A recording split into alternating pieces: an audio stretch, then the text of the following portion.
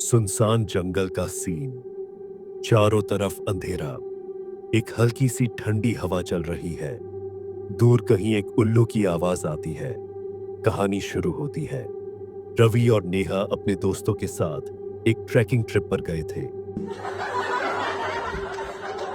जंगल के पास कैंपिंग की। खाना खा लेने के बाद सबने अपने अपने टेंट्स में जाकर सोने का फैसला किया। मगर रवि को नींद नहीं आ रही थी। थोड़ा गंभीर टोन। रवि टेंट से बाहर निकला।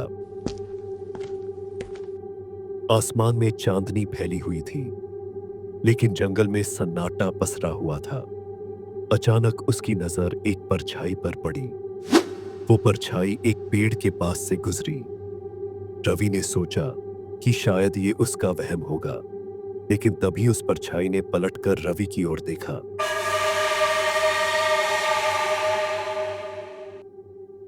तेज आवाज के साथ रवि के पैरों तले जमीन खिसक गई। उस परछाई के पास चेहरा नहीं था, सिर्फ एक खाली जगह, और उसकी आंखों की जगह गड्ढे थे। रवि बुरी तरह डर गया। वो टेंट की ओर भागा, लेकिन जैसे ही उसने टेंट का छिप खोला, वहां कोई नहीं था। धीमी और डरावनी आवाज में रवि ने चारों तरफ देखा। सबके टेंट खाली थे। तभी जंगल में हंसी की एक डरावनी आवाज गूंजी। वो आवाज नेहा की थी, लेकिन वो हंसी इंसानों जैसी नहीं लग रही थी। रवि का दिल जोर जोर से धड़कने लगा। घबराहट के साथ, नेहा, तुम कहां हो? रवि चिल्लाया, पर कोई जवाब नहीं आया। तभी एक ठंडी हवा ने उसे छू लिया। उसके पीछे से किसी के चलने की आवाज आ रही थी। रवि ने डरते डरते पलट कर देखा। नेहा वहां खड़ी थी, पर उसका चेहरा बदल चुका था। उसकी आंखें सफेद थीं और उसका शरीर अजीब तरीके से हिल रहा था। तेज आवाज और सस्पेंस के साथ नेहा ने धीमे से कहा, तुमने मुझे क्यों बुलाया?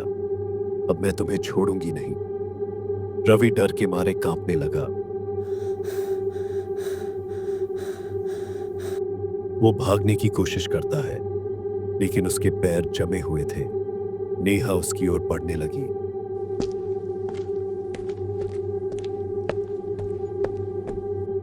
एकदम से शांत और डरावनी आवाज। जैसे ही नेहा ने अपना हाथ बढ़ाया, जंगल में एक जोरदार चीख गूंजी, और फिर सब कुछ शांत हो गया। अगली सुबह जब ट्रैकिंग टीम के लोग वहां पहुंचे, तो रवि का टेंट खाली मिला। उसकी कोई खबर नहीं मिली। बस टेंट के पास मिट्टी में किसी ने लिखा था, अब तुम भी आओगे, धीरे और शांत आवाज में।